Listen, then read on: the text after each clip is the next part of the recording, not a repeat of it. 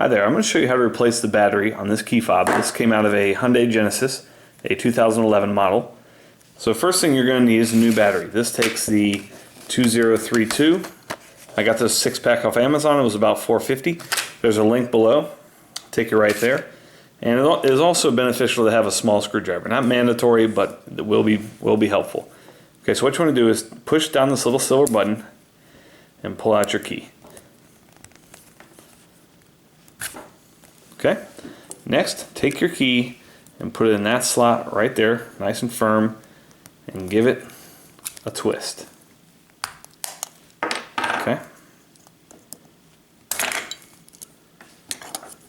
there's your battery. Okay, so take your screwdriver, put it on this side, just pop it up.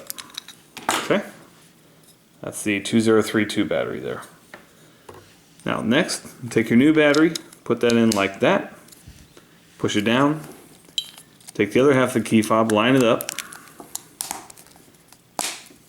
Okay, push that in, put your key fob, and you can press this little button to make sure it's working. Got your little blinking LED there. Thanks for watching, hope this was helpful. Make sure you hit that thumbs up button.